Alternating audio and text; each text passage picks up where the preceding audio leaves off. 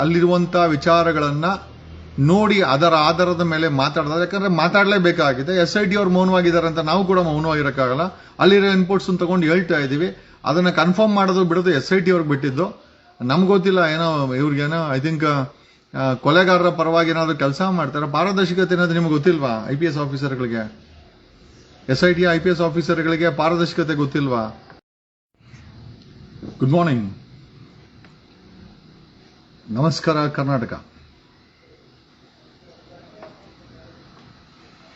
ನಾವುಗಳೆಲ್ಲ ಒಬ್ಬ ವ್ಯಕ್ತಿ ಬಂದು ನಾನು 106 ಶವ ಊತಿದ್ದೇನೆ, ನನ್ನ ನಂಬಿ ಅಂತ ಹೇಳಿದಾಗ ಏನೋ ಇರ್ಬೋದು ಅಂತ ನಾವೆಲ್ಲ ನಂಬಿ, ಭೀಮನನ್ನು ನಂಬಿ ನಾವೆಲ್ಲ ನಂಬಿದ್ದಕ್ಕೆ ಇವತ್ತಿಗೆ 9ನೇ ದಿವಸ ಅನ್ಕೊಂತೀನಿ. ಇವತ್ತು if I am not wrong 9 ಸ್ಕೆಲಿಟಲ್ಸ್ ಸಿಕ್ಕಿದೆ. ಹಾಯ್ ನಮಸ್ಕಾರ 9 ಸ್ಕೆಲಿಟಲ್ ಸಿಕ್ಕಿದೆ. ಆಸ್ ಪರ್ ಅಫಿಷಿಯಲ್ ಆಗಿ SIT ಯಾವುದೇ ರೀತಿಯ ಹೇಳಿಕೆಗಳನ್ನ ಕೊಟ್ಟಿಲ್ಲ. SIT ಯಾಕೆ ಹೇಳಿಕೆಗಳನ್ನ ಕೊಡಬೇಕು ಅಂತಂದ್ರೆ, ತನಿಖೆ ಪಾರದರ್ಶಕವಾಗಿ ನಡೀತಾ ಇದೆ, ಯಾವುದೇ ರೀತಿಯ ಗೊಂದಲ ಇಲ್ಲ. ಆಮೇಲೆ SIT ಅಧಿಕಾರಿಗಳು ಸಾರ್ವಜನಿಕ ಹಿತಾಸಕ್ತಿ ಕೆಲಸ ಮಾಡ್ತಾ ಇದ್ದಾರೆ ಅಂತ ತಿಳ್ಕೊಳ್ಲಿಕ್ಕೆ SIT ಅಧಿಕಾರಿಗಳು ಪ್ರತಿದಿನ ಏನೋ ಪತ್ರಿಕಾ ಹೇಳಿಕೆಯನ್ನ ಯಾವುದೇ ಮಿಸ್ ಇಲ್ಲದೆ ಕೊಡಬೇಕು. ಇದನ್ನ ಮಾಡ್ತಾ ಇಲ್ಲ. SIT ಅಧಿಕಾರಿಗಳು ನಿಜವಾಗ್ಲೂ ಪಾರದರ್ಶಕ ಕೆಲಸ ಮಾಡ್ತಾ ಇರೋದು ಹೆಂಗ್ ಗೊತ್ತಾಗುತ್ತೆ?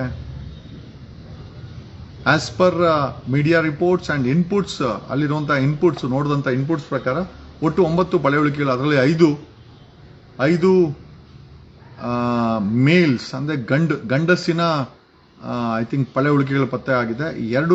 ಎರಡು ಮೆಜಾರಿಟಿ ಅಂದ್ರೆ 18 ವರ್ಷಕ್ಕಿಂತ ಮೇಲ್ಪಟ್ಟಂತ ಹೆಣ್ಣು ಮಕ್ಕಳದು. ಇನ್ನಿಬ್ಬರು ಪುಟ್ಟ ಬಾಲಕಿಯರ ಐ ಥಿಂಕ್ ಸ್ಕೆಲಿಟಲ್ಸ್ ರಿಮೈನ್ಸ್ ಸಿಕ್ಕಿದೆ ಅಂತ. ದೇರ್ ಇಸ್ ನೋ ಅಫಿಷಿಯಲ್ ಆಗಿ SIT ಅವರು ಎಲ್ಲೂ ಸಹ ಇದನ್ನ ಕನ್ಫರ್ಮ್ ಮಾಡ್ತಾ ಇಲ್ಲ. ಬಟ್ ಯಾಕೆ ತಾವು ಪ್ರೆಸ್ ಬ್ರೀಫ್ ನ ಕೊಡ್ತಾ ಇಲ್ಲ? ಯಾಕೆ ಸಾರ್ವಜನಿಕವಾಗಿ ಮಾಹಿತಿ ತಿಳಿಸ್ತಾ ಇಲ್ಲ? ಯಾಕೆ ಸಾರ್ವಜನಿಕರಿಗೆ ಡೌಟ್ ಬರೋ ರೀತಿ ಯಾಕೆ ನಡ್ಕೊಳ್ತಾ ಇದ್ದೀರಾ? ಇಷ್ಟು ದಿನ ಆದ್ರೂ 13 ಸ್ಪಾಟ್ ಅಲ್ಲಿ 2 ಸ್ಪಾಟ್ ಅಲ್ಲಿ ಸಿಕ್ಕಿದೆ. ಇನ್ನು ಮಿಕ್ಕಿದ ಅಕ್ಕಪಕ್ಕ ಸ್ಪಾಟ್ ಅಲ್ಲಿ, ಯಾಕಂದ್ರೆ ಎಕ್ಸಾಕ್ಟ್ಲಿ ಅದೇ ಜಾಗದಲ್ಲಿ ಪಳೆಯುಳಿಕೆ ಇರುತ್ತೆ ಅಂತ ಹೇಳಕ್ಕಾಗಲ್ಲ. ಪಾಪ ಆ ವ್ಯಕ್ತಿ ಯಾವಾಗೋ ನೋಡಿರೋದು. ಸೊ ಅಟ್ಲೀಸ್ಟ್ ಸ್ಕ್ಯಾನರ್ಸ್ ಬಳಸಬಹುದಾಗಿತ್ತು. ಇದುವರೆಗೂ ನೀವು ಸ್ಕ್ಯಾನರ್ ಬಗ್ಗೆ, ಟೆಕ್ನಾಲಜಿ ಬಳಸೋದ್ರ ಬಗ್ಗೆ, ಆ ಗ್ರೌಂಡ್ ಪೆನಿಟ್ರೇಟಿಂಗ್ ಸ್ಕ್ಯಾನರ್ಸ್ ಬಗ್ಗೆ ಇದುವರೆಗೂ ನೀವು ಯಾವುದೇ ರೀತಿಯ ಡೆವಲಪ್ಮೆಂಟ್ ಅನ್ನ ಮಾಡಿಲ್ಲ. ಬರೀ ಕೈಯಲ್ಲಿ ಅಗಿತಾ ಇದ್ದೀರಾ. ಸಿಕ್ಕಿಲ್ಲ ಅಂತ ಮಾಧ್ಯಮಗಳು ರಿಪೋರ್ಟ್ ಮಾಡ್ತಿದೆ. ಟೆಕ್ನಾಲಜಿ ಬಳಸಬಹುದಾಗಿತ್ತು. ಯಾರು ಬೇಡ ಅಂತ ಹೇಳಿದ್ದು? ನಾವು ಕೇಳ್ತಾ ಇದೀವಲ್ಲ ಪ್ರತಿದಿನ. ಅಟ್ಲೀಸ್ಟ್ ಇವತ್ತಿಗೆ 13ನೇ ಮುಗಿದೋಗುತ್ತೆ. ಇವತ್ತಾದ್ರೂ SIT ಮುಖ್ಯಸ್ಥರು ಪತ್ರಿಕಾ ಹೇಳಿಕೆನ ಕೊಟ್ಟು ಸ್ಪಷ್ಟೀಕರಣ ಕೊಡ್ಬೇಕು. ಯಾಕಂದ್ರೆ don't keep us in confusion. ಆಮೇಲೆ ನಮಗೆ ತಿಳ್ಕೊಳ್ಳಿಕ್ಕೆ ಎಲ್ಲ ಅಧಿಕಾರ ಇದೆ. SIT ಏನು ಪಾರದರ್ಶಕವಾಗಿ ತನಿಖೆ ಮಾಡ್ತಾ ಇತ್ತಲ್ಲ ಅಂತ ತಿಳ್ಕೊಳಕ್ಕೆ. ಆಮೇಲೆ ಎಷ್ಟು ಪಳೆಯುಳಿಕೆ ಸಿಕ್ಕಿದೆ, ಎಲ್ಲಿ ತಗೊಂಡೋಗಿ ಇಟ್ಟಿದ್ದೀರಾ, ಯಾರ ಬಳಿ ಇದೆ ಆ ಬಾಡೀಸ್ಗಳು, ಆಮೇಲೆ ಇಸ್ ಇಟ್ ಸೇಫ್? ಅಲ್ಲಿರೋ SIT ನಲ್ಲಿ ಇರುವಂತ ಮಂಜುನಾಥ್ ಗೌಡನೇ ಧಮಕಿ ಹಾಕ್ಬೇಕಾದ್ರೆ ನಮ್ಮ ಪ್ರಶ್ನೆ ಏನಪ್ಪಾ ಅಂತಂದ್ರೆ, SIT ನಲ್ಲಿ ಇದೆಲ್ಲ ಸೇಫ್ ಆಗಿದೆಯಾ, ಅಥವಾ ಸ್ಕೆಲಿಟಲ್ಸ್ ಚೇಂಜ್ ಗೀನ್ ಮಾಡ್ಬಿಟ್ಟು ಮತ್ತೆ ನಮ್ಮನ್ನ ದಿಕ್ ತಪ್ಪಿಸ್ತೀರಾ? Because we can't believe you. ಯಾವುದೇ ರೀತಿ ಆಗ್ತಾ ಇಲ್ಲ. ಅದೊಂದು ಕಡೆ ಆದ್ರೆ ಜೈನರ ಧರ್ಮಗುರು ಐ ಥಿಂಕ್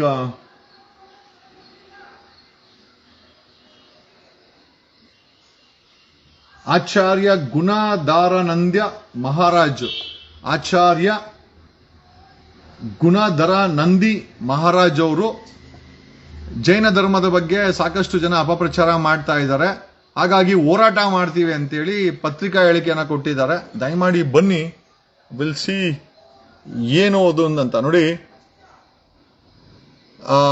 ಜೈನ ಸಮಾಜದ ವಿರುದ್ಧ ಅಪಪ್ರಚಾರ ಪ್ರತಿಭಟನೆ. ಧರ್ಮಸ್ಥಳದ ಶವ ಊತ ಪ್ರಕರಣವನ್ನು ಮುಂದಿಟ್ಟುಕೊಂಡು ಕೆಲವರು ಜೈನ ಇತಿಹಾಸ ಮತ್ತು ಸಮಾಜದ ವಿರುದ್ಧ ಅಪಪ್ರಚಾರ ಮಾಡುತ್ತಿದ್ದು, ಅಂತವರ ವಿರುದ್ಧ ಹೋರಾಟ ನಡೆಸಲು ಆಗಸ್ಟ್ 6ರಂದು ವರೂರಿನಲ್ಲಿ ಜೈನ್ ಸಮುದಾಯದ ಮುಖಂಡರು ಸಭೆ ಕರೆಯಲಾಗಿದೆ ಎಂದು ವರೂರ ನವಗ್ರಹ ತೀರ್ಥಕ್ಷೇತ್ರದ ಆಚಾರ್ಯ ಗುಣಧರಾನಂದ ಮಹಾರಾಜ್ ಅವರು ತಿಳಿಸಿದ್ದಾರೆ. ಧರ್ಮಸ್ಥಳಕ್ಕೆ ಸಂಬಂಧಿಸಿದಂತೆ ಕೆಲವರು ಅನಗತ್ಯ ಸುಳ್ಳುಗಳನ್ನು ಆರೋಪ ಮಾಡುತ್ತಿದ್ದಾರೆ. ಜೈನ ಧರ್ಮದ ಹೆಸರಲ್ಲಿ ಯಾವುದೇ ಶೈಕ್ಷಣಿಕ ಸಂಸ್ಥೆಗಳನ್ನು ಕಟ್ಟಲಾಗಿಲ್ಲ. ಆದರೆ ಕಟ್ಟಿದ ಎಲ್ಲ ಸಂಸ್ಥೆಗಳು ಮಂಜುನಾಥನ ಹೆಸರಲ್ಲಿವೆ. ಅಲ್ಲಿಗೆ ಎಲ್ಲರೂ ನಡೆದುಕೊಳ್ಳುತ್ತಾರೆ. ಇಂಥ ಆರೋಪಗಳಿಂದ ಭಕ್ತರಿಗೆ ತೀವ್ರ ನೋವುಂಟಾಗಿದೆ. ಓಕೆ, ಜೈನ ಸಮಾಜದ ವಿರುದ್ಧ ಅಶೋಕ ಸೇರಿದಂತೆ ಬಾದಾಮಿ ಚಾಲುಕ್ಯರ ಒಳಗೊಂಡ ಇತರ ಜೈನ ಧರ್ಮದ ರಾಜರ ಮೇಲೆ ಇಲ್ಲಸಲ್ಲದ ಆರೋಪ ಮಾಡುತ್ತಿದ್ದಾರೆ. ಧರ್ಮದ ವಿರುದ್ಧ ಷಡ್ಯಂತ್ರ ನಡೆಯುತ್ತಿದೆ. ಇದನ್ನು ರಾಜ್ಯ ಸರ್ಕಾರ ತಡೆಯಬೇಕು. ಓಕೆ, ಕೇಳಿಸ್ಕೊಂಡ್ರಲ್ವಾ, ನೋಡಿದ್ರಲ್ವಾ? ಓಕೆ, ಇವರ ಹೆಸರು ನಾಮತೀರ್ಥ ನವಗ್ರಹ ತೀರ್ಥಕ್ಷೇತ್ರದ ಆಚಾರ್ಯ ಗುಣಧರಾನಂದಿ ಮಹಾರಾಜರವರು.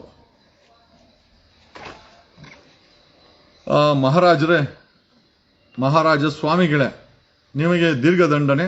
ಓಕೆ, ಆಮೇಲೆ ನೀವು ಹೋರಾಟ ಮಾಡ್ತಾ ಇದ್ದೀವಿ ಅಂತ ಹೇಳ್ತಾ ಇದ್ದೀರಾ ಜೈನ ಧರ್ಮದ ವಿರುದ್ಧ. ಜೈನ ಧರ್ಮದ ವಿರುದ್ಧ ಯಾರು ಕೂಡ ಧ್ವನಿ ಎತ್ತಾ ಇಲ್ಲ. ಇನ್ಫ್ಯಾಕ್ಟ್ ಫ್ಯಾಕ್ಟ್ ಹೇಳ್ಬೇಕು ಅಂತಂದ್ರೆ ಡೀಟೇಲ್ ಆಗಿ ಹೇಳ್ತೀನಿ, ಕೇಳಿಸ್ಕೊಳ್ಳಿ. ಈ ಜೈನ ಧರ್ಮದವರು ಅಥವಾ ಜೈನ ಕುಟುಂಬ ಧರ್ಮಸ್ಥಳವನ್ನ 800 ವರ್ಷಗಳಿಂದ ಆಡಳಿತ ಇಟ್ಕೊಂಡಿದ್ದಾರೆ. ನಮ್ಗೆ ಎಲ್ಲರಿಗೂ ಸಾಕಷ್ಟು ಜನರಿಗೆ ಮಂಜುನಾಥ ಕನ್ಸಲ್ ಬಂದು ಹೇಳ್ತಾ ಇದ್ದಾನೆ.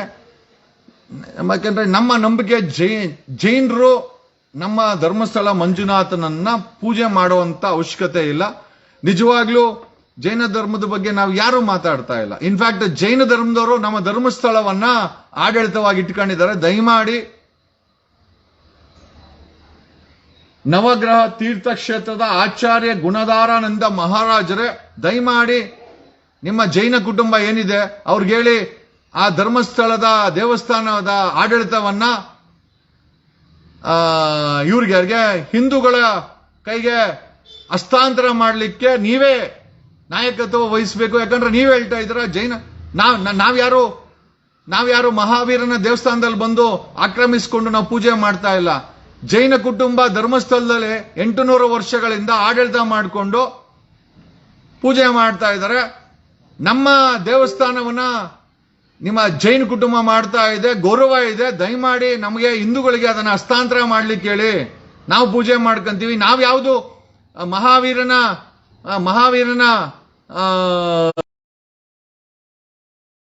ಯಾವುದು ನಾವು ಮಹಾರಾಜರೇ, ಗುಣಾಧಾರನಿಂದ ಮಹಾರಾಜರೇ, ನಾವ್ಯಾವುದು ಜೈನ ದೇವಾಲಯವನ್ನ ಆಕರಿಸಿಕೊಂಡು ಅಥವಾ ಮಹಾವೀರನ ದೇವಸ್ಥಾನವನ್ನ ನಾವು ಆಡಳಿತ ಮಾಡಿಕೊಂಡು ನಾವು ಪೂಜೆ ಮಾಡ್ತಾ ಇಲ್ಲ. ನಾವು ನಮ್ಮ ಧರ್ಮ ದೇವಸ್ಥಾನ ಪೂಜೆ ಮಾಡ್ಕೊಡ್ತೀವಿ. ನಮಗೆ ನಮ್ಮ ಧರ್ಮಸ್ಥಳದ ಹಿಂದೂ ದೇವಾಲಯವನ್ನ ಜೈನ ಕುಟುಂಬ ನಮಗೆ ಹಿಂದೂಗಳಿಗೆ ಹಸ್ತಾಂತರ ಮಾಡಿದರೆ ನಾವೇ ಪೂಜೆ ಮಾಡ್ಕೊಂಡು ಹೋಗ್ತೀವಿ. ಅದರ ನಾಯಕತ್ವವನ್ನು ನೀವೇ ವಹಿಸಿ. ನಾವ್ಯಾಕೆ ಜೈನರ ವಿರುದ್ಧ ನಾವ್ಯಾರೂ ಮಾತಾಡ್ತಾ ಇಲ್ಲ. ನಮ್ಗೆ ಅದು ಬೇಕಾಗೂ ಇಲ್ಲ.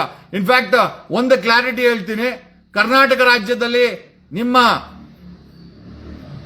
ಸುವರ್ಣ ಟಿವಿಯ ಅಜಿತ್ ಹನ್ಮಕ್ಕನವರು ಹಿಂದೂಗಳನ್ನ ಮುಸಲ್ಮಾನರ ಮೇಲೆ ಎತ್ತುಕಟ್ಟುವಂತ ಕೆಲಸವನ್ನ ಒಬ್ಬ ಜೈನ್ ವ್ಯಕ್ತಿ, ಅದು ಅಜಿತ್ ಹನ್ಮಕ್ಕನವರು ಮಾಡ್ತಾ ಇದ್ದಾರೆ. ಒಬ್ಬ ಜೈನ ವಿರುದ್ಧ ಯಾರನ್ನು ಎತ್ತುಕಟ್ತಾ ಇಲ್ಲ. ಒಬ್ಬ ಜೈನನಾಗಿ ಸುವರ್ಣ ಟಿವಿಯ ನಿಮ್ಮ ಸಮುದಾಯದ ವ್ಯಕ್ತಿ ಇಡೀ ಕರ್ನಾಟಕದ ನಮ್ಮ ಶೂದ್ರ ಹುಡುಗರನ್ನ ಇನ್ಕ್ಲೂಡಿಂಗ್ ಒಕ್ಕಲಿಗರನ್ನು ಸೇರಿ ಮತ್ತೆ ಲಿಂಗಾಯತರನ್ನು ಸೇರಿ ಮುಸಲ್ಮಾನರ ಮೇಲೆ ಎತ್ಕಟ್ತಾ ಇರೋದು ಸುವರ್ಣ ಟಿವಿಯ ಅಜಿತ್ ಹನ್ಮಕ್ಕನವರು. ನೀವು ದಯಮಾಡಿ ಮಹಾರಾಜರೇ ಅಜಿತ್ ಹನ್ಮಕ್ಕನವ್ರಿಗೆ ಹೇಳಿ, ಅವರ ಧರ್ಮ ಪಾಲನೆ, ಜೈನ ಧರ್ಮ ಪಾಲನೆ ಮಾಡ್ಕೊಂಡು ಹೋಗ್ಲಿ. ಹಿಂದೂ ಧರ್ಮಗಳ ಬಗ್ಗೆ ಮುಸಲ್ಮಾನರ ಮೇಲೆ ಎತ್ತಕಟ್ಟು ಕೆಲಸ ಅಂತ ದಯಮಾಡಿ ಅಜಿತ್ ಹನ್ಮಕ್ಕನವರಿಗೆ ಮಾಡಬೇಡಿ ಅಂತ ನೀವು ಕಿವಿ ಮಾತನ್ನು ಹೇಳಬೇಕು.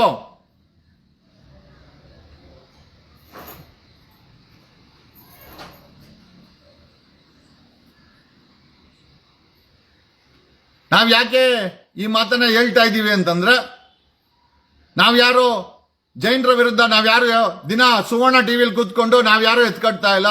ಓಕೆ, ಇದು ರಾಜ್ಯದ ವಿಚಾರ. ಆದರೆ ರಾಷ್ಟ್ರೀಯ ಮಟ್ಟದಲ್ಲಿ ಅಮಿತ್ ಶಾ ಅವರು ಕೂಡ ಜೈನರ ಸಮುದಾಯಕ್ಕೆ ಸೇರಿದವರು. ಅವ್ರ ಧರ್ಮವನ್ನ ಬಿಟ್ಬಿಟ್ಟು ಮಹಾರಾಜರೇ, ನವಗ್ರಹ ತೀರ್ಥ ಕ್ಷೇತ್ರದ ಆಚಾರ್ಯ ನಂದಿ ಮಹಾರಾಜರೇ, ನಿಮ್ಮ ಬಗ್ಗೆ ಸಂಪೂರ್ಣ ಗೌರವ ಇದೆ.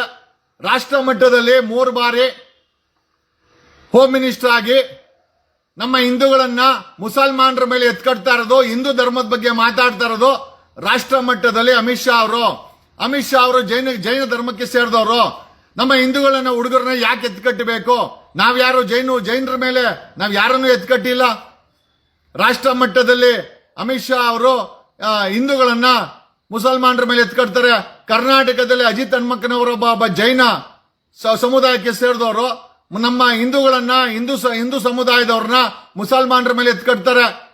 ಈಗ ಕಮಿಂಗ್ ಟು ಧರ್ಮಸ್ಥಳ, ನೀವ್ ಹೇಳ್ತೀರಾ ಜೈನರ ಹೆಸರಲ್ಲಿ ಯಾವುದು ಶಾಲೆ ಕಾಲೇಜ್ ಓಪನ್ ಮಾಡಿಲ್ಲ ಧರ್ಮಸ್ಥಳ ಅಂತ. I will clarify. ಜೈನರ ಹೆಸರಲ್ಲಿ ಮಾಡದಿರಬಹುದು, ಆದರೆ ಮಂಜುನಾಥನ ದೇವಸ್ಥಾನದ ಸಂಪೂರ್ಣ ಆಡಳಿತ ಒಂದು ಜೈನ್ ಕುಟುಂಬ ಮಾಡ್ತಾ ಇದೆ. ಈಗ ನೀವ್ ಹೇಳಿದ್ರಿ ಜೈನರ ಸಮುದಾಯದ ಹೆಸರಲ್ಲಿ ಏನೋ ಧರ್ಮಸ್ಥಳದ ಇನ್ಸ್ಟಿಟ್ಯೂಷನ್ಸ್ ಯಾವುದು ಇಲ್ಲ ಅಂತ. ನಾನು ಪರ್ಟಿಕ್ಯುಲರ್ ಆಗಿ ಹೇಳ್ತೀನಿ, ಸಂಪೂರ್ಣ ಧರ್ಮಸ್ಥಳದ ಮೆಡಿಕಲ್ ಕಾಲೇಜ್ ಇನ್ಸ್ಟಿಟ್ಯೂಷನ್ ಆಸ್ತಿಗಳೆಲ್ಲ ಒಂದು ಟ್ರಸ್ಟಿನ ಕೆಳಗಡೆ ಬರ್ತದೆ. ಆ ಟ್ರಸ್ಟ್ಗೆ ಒಬ್ಬ ಜೈನ್ ಕುಟುಂಬದ ವೀರೇಂದ್ರ ಹೆಗ್ಡೆ ಅವರು ಟ್ರಸ್ಟಿ ಆಗಿದ್ದಾರೆ, ಬಾಸ್ ಆಗಿದ್ದಾರೆ. ಒಬ್ಬ ಜೈನ್ ಕುಟುಂಬದ ಟ್ರಸ್ಟಿ ಆಗಿದ್ರೆ ಓಕೆ, ನೀವ್ ಹೇಳೋ ಪ್ರಕಾರ ಜೈನರೇನು ಮಾಡ್ಕೊಂಡಿಲ್ಲ. ಆದ್ರೆ ಎಂಟೈರ್ ಧರ್ಮಸ್ಥಳದ ಆಡಳಿತವನ್ನ ಒಂದು ಟ್ರಸ್ಟ್ ಮೂಲಕ ಅದರ ಆಸ್ತಿಗಳನ್ನ ಕಂಟ್ರೋಲ್ ಮಾಡ್ತಾ ಇರೋದು ನಿಮ್ಮ ಜೈನ್ ಸಮುದಾಯದ ವೀರೇಂದ್ರ ಹೆಗ್ಡೆ ಅವರು. ಒಂದ್ ಕೆಲಸ ಮಾಡಕ್ ಹೇಳಿ, ಆ ಟ್ರಸ್ಟ್ ಅಲ್ಲಿ ಓಕೆ, ನಮ್ದು ಹಿಂದೂ ದೇವರಲ್ವಾ ಅದು. ಈಗ ನೀವು ನೋಡ್ಕೊಂತ ಇದ್ರಿ, ಸಂತೋಷ. ಆ ಟ್ರಸ್ಟ್ ಅಲ್ಲಿ ಶೆಡ್ಯೂಲ್ ಕ್ಯಾಸ್ಟ್, ಶೆಡ್ಯೂಲ್ ಟ್ರೈಬ್, ಒಕ್ಕಲಿಗರು ಎಲ್ಲಾರನು ಆ ಟ್ರಸ್ಟ್ ಅಲ್ಲಿ ನೇಮಕ ಮಾಡ್ಕೊಳಕ್ ಹೇಳಿ. ಯಾಕೆ ಮಾಡ್ಕೊಂಬಾರ್ದು? ನೀವ್ ಹೇಳ್ತೀರಾ ಜೈನರ ಹೆಸರಲ್ಲಿ ಏನೂ ಇಲ್ಲ. ಎಂಟೈರ್ ಆಸ್ತಿ ಧರ್ಮಸ್ಥಳದ ಆಸ್ತಿ, ಧರ್ಮಸ್ಥಳಕ್ಕೆ ಬರ್ತಾ ಇರುವಂತ ಆಮ್ದಾನಿ, it is the property of a trust. ಟ್ರಸ್ಟ್ಗೆ ಯಾರು ಯಜಮಾನರು? ವೀರೇಂದ್ರ ಹೆಗ್ಡೆ ಅವರು, ವೀರೇಂದ್ರ ಜೈನ್ ಅವರು. ವೀರೇಂದ್ರ ಜೈನ್ ಯಾರು? ಜೈನ ಸಮುದಾಯಕ್ಕೆ ಸೇರಿದವರು. ಮಹಾರಾಜರೇ, ನಾನು ನಿಮ್ಮಲ್ಲಿ ಕಳಕಳಿಯಾಗಿ ಕೇಳೋದೇನು ಅಂತಂದ್ರೆ, ನಮ್ಮ ಧರ್ಮಸ್ಥಳದ ದೇವಸ್ಥಾನವನ್ನ ಹಿಂದೂಗಳಿಗೆ ವಾಪಸ್ ಬಿಡಿಸ್ಕೊಡಿ. ನಾವು ನಿಮ್ಮನ್ನೇ ಕೇಳ್ತೀವಿ ನ್ಯಾಯನ. ನಾವು ಸಿಎಂ ಅನ್ನು ಕೇಳಲ್ಲ, ನಿಮ್ಮನ್ನೇ ಕೇಳ್ತೀವಿ. ಬೇಕಂದ್ರೆ ಬಂದು ಅಲ್ಲಿ ಉಳು ಸೇವೆ ಮಾಡು ಅಂದ್ರೆ ನಾವು ನಿಮ್ಮ ಮುಂದೆ ಉಳು ಸೇವೆ ಮಾಡಕ್ಕೂ ರೆಡಿ ಇದ್ದೀವಿ. ನಮ್ಮ ಧರ್ಮಸ್ಥಳದ ಮಂಜುನಾಥ ಪ್ರತಿದಿನ ಧ್ಯಾನದಲ್ಲಿ ಬರ್ತಾರೆ, ಬಂದು ಹೇಳ್ತಾರೆ ನನಗೆ ಹಿಂದೂಗಳೇ ಆಡಳಿತ ಮಾಡಬೇಕು, ಹಿಂದೂಗಳೇ ನಮ್ಮ ಸೇವೆ ಮಾಡಬೇಕು, ಹಿಂದೂಗಳ ಕೈಯಲ್ಲಿ ಧರ್ಮಸ್ಥಳ ಇರಬೇಕು ಅಂತ ಮಂಜುನಾಥ ಸ್ವಾಮಿ ಬಂದು ನಮಗೂ ಕನಸಲ್ಲಿ ಆಕಾಶವಾಣಿ ಮುಖಾಂತರ ಹೇಳ್ತಾ ಇದ್ದಾನೆ. ನಾವೇನ್ ಮಾಡೋದು? ನಾವು ಯಾವ ಕರ್ನಾಟಕದಲ್ಲಿ ಯಾವ ಜೈನರ ಮೇಲೆ ಯಾರೂ ಅಟ್ಯಾಕ್ ಮಾಡಿಲ್ಲ. ಆ ಸಮುದಾಯದ ಬಗ್ಗೆ ಯಾರೂ ಮಾತಾಡ್ತಾ ಇಲ್ಲ. ನಿಮ್ಮ ಇತಿಹಾಸನ ನಾವು ಯಾರೂ ತಿರ್ಸ್ತಾ ಇಲ್ಲ. ಇನ್ಫ್ಯಾಕ್ಟ್ ನಮ್ಮ ದೇವಸ್ಥಾನವನ್ನ ಜೈನರು ಇಟ್ಕೊಂಡಿದ್ದಾರೆ, ಶಾಂತಿಯಿಂದ ಅದನ್ನ ಹಸ್ತಾಂತರ ಮಾಡಿ ಹಿಂದೂಗಳ ಕೈಗೆ ಅಂತ ನಾವು ನಿಮ್ಮ ಮುಖಾಂತರ ಕೇಳ್ಕೊಂತ ಇದೀವಿ. ಹಾಗೆ ಅಜಿತ್ ಹನುಮಕ್ಕನವರ ಒಬ್ಬ ಜೈನ ಸಮುದಾಯಕ್ಕೆ ಸೇರಿದಂತ ವ್ಯಕ್ತಿ ವರ್ಷಾನ್ಗಟ್ಲೆ ಹಿಂದೂಗಳನ್ನ ಮುಸಲ್ಮಾನರ ಮೇಲೆ ಎತ್ಕಡ್ತಾ ಇದ್ದಾನೆ ಒಬ್ಬ ಜೈನನಾಗಿ. ನಾನ್ ಕೇಳೋದೇನು ಅಂತಂದ್ರೆ, ಒಬ್ಬ ಜೈನ ಅಜಿತ್ ಹನುಮಕ್ಕನವರು ಈ ಕೆಲಸ ಮಾಡ್ತಾ ಇರೋದು ನಿಮ್ಮ ಪ್ರಕಾರ ಸರಿನಾ? ಅಕಸ್ಮಾತ್ ನಾವು ಕೂತ್ಕೊಂಡು ಜೈನರ ಮೇಲೆ ಇದೇ ಸುವರ್ಣ ಟಿವಿನೋ ಇನ್ನೊಂದು ಟಿವಿನಲ್ಲೋ ನಾವು ಜೈನರ ಮೇಲೆ ನಾವ್ ಎತ್ಕಟ್ಟಿದ್ರೆ ನೀವು ಸುಮ್ಮನೆ ಇರ್ತೀರಾ? ಹಾಗಾದ್ರೆ ಒಬ್ಬ ಜೈನನಾಗಿ ಅಜಿತ್ ಹನುಮಕ್ಕನವರು ಈ ಕೆಲಸ ಮಾಡ್ತಾ ಇದ್ದಾರೆ ಅಂತಂದ್ರೆ, ನೀವು ಆ ಸಮುದಾಯದ ಗುರುಗಳಾಗಿ ತಾವ್ಯಾಕೆ ಅಜಿತ್ ಹನುಮಕ್ಕನವರಿಗೆ ಬುದ್ಧಿ ಹೇಳ್ತಾ ಇಲ್ಲ? ತಾವ್ಯಾಕೆ ಧರ್ಮಸ್ಥಳದಲ್ಲಿರುವಂತ ಜೈನ ಕುಟುಂಬಕ್ಕೆ ಅವ್ರ ದೇವಸ್ಥಾನನ ಅವ್ರಿಗೆ ಬಿಟ್ಕೊಡ್ರಪ್ಪ ಹಿಂದೂಗಳಿಗೆ ಅಂತ 800 ವರ್ಷ ನೀವು ಆಡಳಿತ ಮಾಡಿದಿರ. ಈಗಲಾದ್ರೂ ನಮ್ಮ ದೇವಸ್ಥಾನ ಮಂಜುನಾಥನ ದೇವಸ್ಥಾನವನ್ನ ಹಿಂದೂಗಳಿಗೆ ಬಿಟ್ಕೊಡಿ. ತಾವ್ಯಾಕೆ ನಾವ್ಯಾರು ಬಂದು ನಿಮ್ಮ ಮಹಾವೀರನ ಅಥವಾ ಜೈನ ಸಮುದಾಯದ ದೇವಸ್ಥಾನಗಳನ್ನ ನಾವ್ಯಾರು ಕೂಡ ಆಕ್ರಮಿಸ್ಕೊಂಡಿಲ್ಲ. ಆ ಕೆಲಸ ನಮಗ್ ಬೇಡ. ಯಾಕಂದ್ರೆ ನಮ್ದೇ ದೇವಸ್ಥಾನಗಳಿಗೆ ಬೇರೆ ಯಾರು ಯಜಮಾನರಾಗಿದ್ದಾರೆ. ಆ ಸಮಯದಲ್ಲಿ ನಾವ್ಯಾಕೆ? Why should we?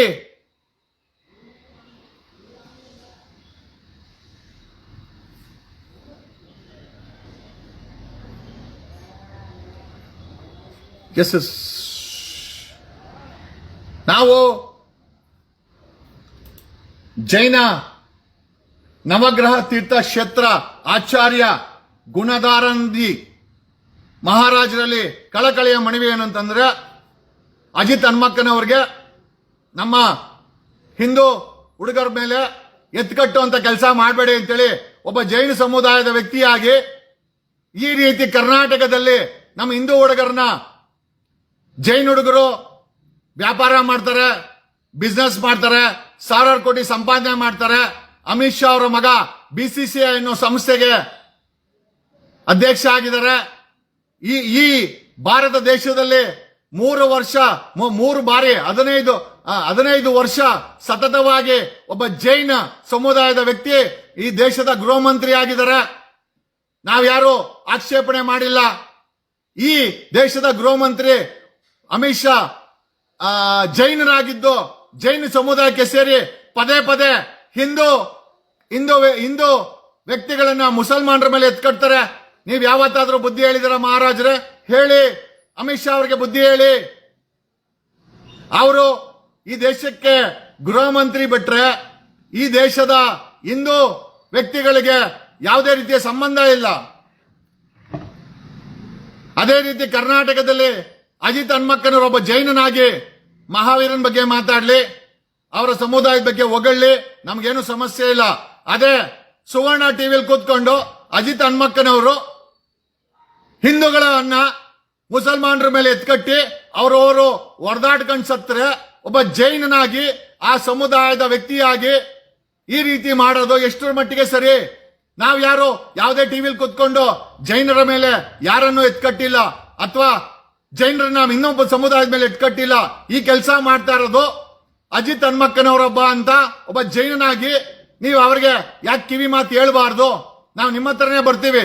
V will take ವಕಾಲತ್ ಬಿಫೋರ್ ಯು ಮಹಾರಾಜ್. ನಿಮ್ಮ ಪಾದದ ಬಳಿನೇ ವಕಾಲತ್ ಆಗ್ತೀವಿ. ನೀವು ಜೈನ ಧರ್ಮದ ಮಹಾರಾಜರಾಗಿ ನಮಗ್ ನ್ಯಾಯ ಕೊಡಿಸಿ. ಕರ್ನಾಟಕದಲ್ಲಿ ಮಂಜುನಾಥ ಸ್ವಾಮಿ ಜೈನ ಸಮುದಾಯದ ಜೈನ ವ್ಯಕ್ತಿಗಳು ಯಾಕೆ ಆಡಳಿತ ಮಾಡಬೇಕು? ಧರ್ಮಸ್ಥಳವನ್ನ ಹಿಂದೂಗಳಿಗೆ ಬಿಟ್ಕೊಡಿ. ತಪ್ಪೇನಿದೆ? ನಾವೇನು ಶ್ರವಣ ಬೆಳಗೊಳ ಇವರನ್ನೇನೋ ಬಾಹುಬಲಿ ದೇವಸ್ಥಾನವನ್ನ ಬಿಟ್ಕೊಡಿ ಅಂತ ಕೇಳ್ತಾ ಇಲ್ಲ. ನಾವು ನಮ್ಮ ಹಿಂದೂ ಮಂಜುನಾಥನನ್ನ ಬಿಟ್ಕೊಡಿ ಅಂತ ಕೇಳ್ತಾ ಇದ್ದೀವಿ. ನಾವ್ಯಾರು ಜೈನರ ಮೇಲೆ ಆಕ್ರಮಣ ಮಾಡಿಲ್ಲ. 800 ವರ್ಷಗಳಿಂದ ಒಬ್ಬ ಹಿಂದೂ ದೇವಸ್ಥಾನವನ್ನ ಆಡಳಿತ ಮಾಡಿಕೊಂಡು ಅದರಿಂದ ಆರ್ಥಿಕವಾಗಿ ದೊಡ್ಡ ಮಟ್ಟಕ್ಕೆ ಬೆಳ್ಕೊಂಡಿರೋದು ಇದೇ ಜೈನ ಕುಟುಂಬ. ನಾವು ಅವ್ರ ಬಗ್ಗೆ ಗೌರವ ಇಟ್ಟಿದ್ದೀವಿ. ಈಗ ಕೇಳ್ತಾ ಇರೋದು, ಈಗ ಕೊಲೆಗಳಾಗಿದೆಯಲ್ಲ ಮಹಾರಾಜರೇ, ಹಿಂದೂ ಹೆಣ್ಮಕ್ಳು ಕೊಲೆ ಆಗಿದ್ದಾರೆ. ನಾವು ಹಿಂದೂ ಹೆಣ್ಮಕ್ಕಳನ್ನ ನ್ಯಾಯ ಕೇಳ್ತಾ ಇದ್ದೀವಿ.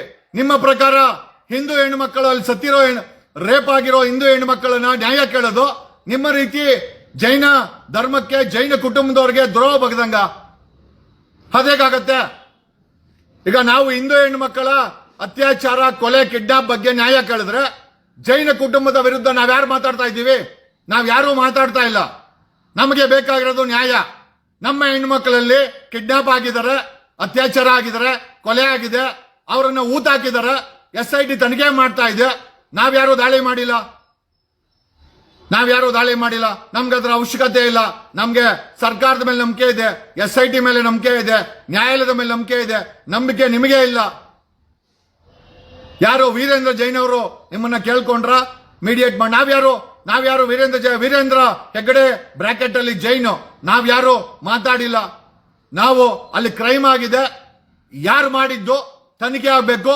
ಅದು ಯಾವನೇ ಮಾಡಿರ್ಲಿ ಅವನಿಗೆ ಹ್ಯಾಂಡ್ ಕಫ್ ಹಾಕಿ ಜೈಲಿಗೆ ಕಳಿಸಿ ತಕ್ಕ ಶಿಕ್ಷೆ ಆಗಬೇಕು. ಅದು ಯಾವ ಸಮುದಾಯದವನ ಆಗಿರೋ ಪರವಾಗಿಲ್ಲ. ಅದು ಎಷ್ಟೇ ದೊಡ್ಡ ವ್ಯಕ್ತಿ ಆಗಿದ್ರು ಅವನಿಗೆ ಅರೆಸ್ಟ್ ಮಾಡಲೇಬೇಕು. ಅದು ನಮ್ಮ ಡಿಮ್ಯಾಂಡ್. ಯಾವ ಜೈನ ದೇವಸ್ಥಾನಗಳನ್ನ ನಾವ್ಯಾರು ಆಡಳಿತ ಮಾಡ್ಕೊಂಡು ಪೂಜೆ ಮಾಡ್ತಾ ಇಲ್ಲ. ಅದರಿಂದ ನಾವ್ಯಾರು ಶ್ರೀಮಂತರು ಆಗಿಲ್ಲ. ಅದು ನಮಗೆ ಬೇಕಾಗೂ ಇಲ್ಲ. ನಮಗೆ ಬೇಕಾಗಿರೋದು ನಮ್ಮ ದೇವಸ್ಥಾನಗಳಲ್ಲಿ ಆಡಳಿತ ಮಾಡ್ತಾ ಇರೋರು ಜೈನರು ಬಿಟ್ಕೊಡಿ ಅಂತ ಒಂದು ಪ್ರಶ್ನೆ. ಎರಡನೇದಾಗಿ ಈ ಧರ್ಮಸ್ಥಳದಲ್ಲಿ 100,000 ನಾವೇಳಿಲ್ಲ, ಬಂದಿದ್ದಾನೆ, ಸಿಕ್ಕಿದೆ. 9 ಪಳೆಯುಳಿಕೆ ಸಿಕ್ಕಿದೆ. ಇದಕ್ಕೆ ಈಗ ನೀವ್ ಹೇಳ್ಬೇಕು ಮಹಾರಾಜರು, ಜೈನ ಸಮುದಾಯದ ಮಹರ್ಷಿಗಳು, ಮಹಾರಾಜರು, ನೀವ್ ಹೇಳ್ಬೇಕೀಗ. ಈಗ ಪಳೆಯುಳಿಕೆ ಸಿಕ್ಕಿದೆಯಲ್ಲ, ನ್ಯಾಯಯುತವಾದಂತ ತನಿಖೆ ಆಗಬೇಕಾ ಅಥವಾ ಇದನ್ನ ಮುಚ್ಚಾಕ್ಬೇಕಾ? ತಾವೇ ಹೇಳಿ. ನಮ್ಗೇನು we don't have any issues.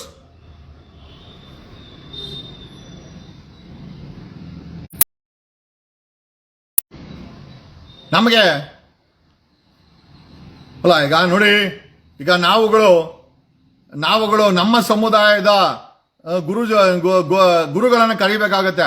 ನಾವು ಒಕ್ಕಲಿಗ ಸಮುದಾಯದ ಮತ್ತೆ ಬೇರೆ ಬೇರೆ ಸಮುದಾಯದ ಗುರುಗಳನ್ನು ನಾವೀಗ ಇನ್ವೈಟ್ ಮಾಡಬೇಕಾಗತ್ತೆ. ನೋಡಿ, ಈಗ ಜೈನ ಸಮುದಾಯದ ಮೇಲೆ ನಾವು ಅಟ್ಯಾಕ್ ಮಾಡಿದ್ವಿ ಅಂತ ಈಗ ಅಪಪ್ರಚಾರ ಅವ್ರು ಶುರು ಮಾಡಿದ್ದಾರೆ, ನಾವ್ಯಾರು ಮಾಡಿಲ್ಲ. ನಮಗೆ ನಮ್ಮ ಹಿಂದೂ ಹೆಣ್ಣು ಮಕ್ಕಳ ಕಿಡ್ನಾಪ್ ಆಗಿದೆ, ಅತ್ಯಾಚಾರ ಆಗಿದೆ, ಕೊಲೆ ಆಗಿದೆ, ಅವ್ರನ್ನ ಊತ ಹಾಕಿದ್ದಾರೆ. ಅದ್ರ ಬಗ್ಗೆ ತನಿಖೆ ಮಾಡ್ಲಿ ಅಂತ ಕೇಳ್ತಾ ಇದೀವಿ ಹೊರತು ನಾವೇನು ಇದನ್ನ ಅಪಪ್ರಚಾರ ಅಂತ ನಮೂದಿಸೋದಾದ್ರೆ ಖಂಡಿತವಾಗಿ ಇದನ್ನು ಮಾಡಲೇಬೇಕಾಗತ್ತೆ. ಕಾರಣ ಯಾಕೆ ಅಂತಂದ್ರೆ ಅಲ್ಲಿ ಸತ್ತಿರುವಂತ ಹೆಣ್ಣು ಮಕ್ಕಳು ನಮ್ಮ ಸಮುದಾಯಕ್ಕೆ ಸೇರಿದ್ದು, ಜೈನರ ಹೆಣ್ಣು ಮಕ್ಕಳಲ್ಲ, ಅದು ಜೈನರ ಕುಟುಂಬಕ್ಕೆ ಸೇರಿದಂತ ಹೆಣ್ಣು ಮಕ್ಕಳಲ್ಲ. ಎಲ್ಲ ಸತ್ತಿರೋರು 99.99% ಹಿಂದೂ ಸಮುದಾಯದ ಹೆಣ್ಣು ಮಕ್ಕಳು. And we are not going to spare. Okay, ನೀವು ಮುಖ್ಯಮಂತ್ರಿಗಳನ್ನ ಇನ್ವೈಟ್ ಮಾಡೋದಾದ್ರೆ ಖಂಡಿತವಾಗಿ ಅದೇ ಮುಖ್ಯಮಂತ್ರಿ ಈ SIT ಅನ್ನ ರಚನೆ ಮಾಡಕ್ಕೆ ಆದೇಶ ಮಾಡಿರೋದು. ನಾವ್ಯಾರು SIT ಅನ್ನ ರಚನೆ ಮಾಡಿಲ್ಲ. ಜೈನ ಸಮುದಾಯದ ನವಗ್ರಹ ತೀರ್ಥಕ್ಷೇತ್ರದ ಆಚಾರ್ಯ ಗುಣಾದಾನಂದ ನಂದಿ ಮಹಾರಾಜರೇ, ನಾವ್ಯಾರು SIT ರಚನೆ ಮಾಡಿಲ್ಲ. ಅದೇ ಸಿದ್ದರಾಮಯ್ಯ CM ಅವ್ರು ರಚನೆ ಮಾಡಿದೆ, ಅದೇ ಪೊಲೀಸು ತನಿಖೆ ಮಾಡ್ತಾ ಇದೆ, ಅವರೇ ಸೆಕ್ಯೂರಿಟಿ ಹಾಕೊಂಡಿದ್ದಾರೆ. ನಾವು ಯಾರ ಬಗ್ಗೆ ಮಾತಾಡ್ತಾ ಇಲ್ಲ. ನಮ್ಮ ಪ್ರಶ್ನೆ ಒಂದೇ, ಈ ಹೆಣ್ಮಕ್ಕಳನ್ನ ಕಿಡ್ನಾಪ್ ಮಾಡಿ ಕೊಲೆ ಮಾಡಿದ್ದವನಿಗೆ ಶಿಕ್ಷೆ ಆಗ್ಬೇಕು. ಅದು ಯಾವ ಸಮುದಾಯ ಆದ್ರೂ ಪರವಾಗಿಲ್ಲ, ಅವನಿಗಾಗ್ಲೇಬೇಕು. ಅವನು ಎಷ್ಟು ದೊಡ್ಡ ವ್ಯಕ್ತಿ ಆಗಿದ್ರು ಅದು ಖಂಡಿತ ಆಗ್ಲೇಬೇಕು ಅಂತ ಹೇಳುತ್ತಾ, ನಾವು ಜೈನರ ದೇವಸ್ಥಾನವನ್ನ ಅಕ್ವೈರ್ ಮಾಡ್ಕೊಂಡಿಲ್ಲ, ನಿಮ್ಮ ಪೂಜಾ ಸ್ಥಳಗಳನ್ನು ನಾವು ಆಡಳಿತ ಮಾಡ್ತಾ ಇಲ್ಲ. ನಮ್ಮ ಧರ್ಮಸ್ಥಳ ಹಿಂದೂ ದೇವಸ್ಥಾನವನ್ನು ಆಡಳಿತ ಮಾಡ್ತಾ ಇರೋರು ಜೈನರು. ಅದೇ ಜಾಗದಲ್ಲಿ ಇವತ್ತು ಕೊಲೆಗಳಾಗಿದೆ, ಅದನ್ನ ನ್ಯಾಯ ಕೇಳೋದು ತಪ್ಪು ಅನ್ನೋದಾದ್ರೆ ನಾವು ಮತ್ತೆ ಕೇಳ್ತೀವಿ. ಯಾಕೆ ಅಂತಂದ್ರೆ ಯಾವ ರೀತಿ ಜೈನ ಸಮುದಾಯಕ್ಕೆ ಮುಖ್ಯನೋ ಅದೇ ರೀತಿ ಹಿಂದೂ ಸಮುದಾಯ ಸಹ ಅಷ್ಟೇ ಮುಖ್ಯ. ಅವರ ಹೆಣ್ಮಕ್ಕಳು ಕೂಡ ಅಷ್ಟೇ ಮುಖ್ಯ. ಆ ಕೊಲೆ ಆಗಿರೋ ಹೆಣ್ಮಕ್ಕಳಿಗೆ ನ್ಯಾಯನೂ ಅಷ್ಟೇ ಮುಖ್ಯ. ನಾವು ಕೂಡ ಬೀದಿಗಿಳಿದು ಹೋರಾಟ ಮಾಡ್ತೀವಿ. ಈ ದೇಶದಲ್ಲಿ ಎಲ್ಲ ಸಮುದಾಯಕ್ಕೆ ಸಿಕ್ಕಂತ ಘನತೆ, ಗೌರವ, ಇಂಪಾರ್ಟೆನ್ಸು ಸನಾತನ ಹಿಂದೂಗಳಿಗೆ ಸಿಗಬೇಕಾಗಿದೆ. ಈಗ ನಾನು ಹೇಳ್ತಾ ಇದ್ದೀನಿ, ನಮ್ಮ ಸನಾತನ ಹಿಂದೂಗಳಿಗೆ ಆ ಹಿಂದೂ ಹೆಣ್ಣು ಮಕ್ಕಳು ಸತ್ತೋದ್ರಲ್ಲ ಕೊಲೆಯಾಗಿ, ಅವ್ರಿಗೆ ನ್ಯಾಯ ಸಿಗಬೇಕಾಗಿದೆ. ನಾವು ಬೀದಿಗಿಳಿದು ಹೋರಾಟ ಮಾಡ್ತೀವಿ. ಧನ್ಯವಾದಗಳು.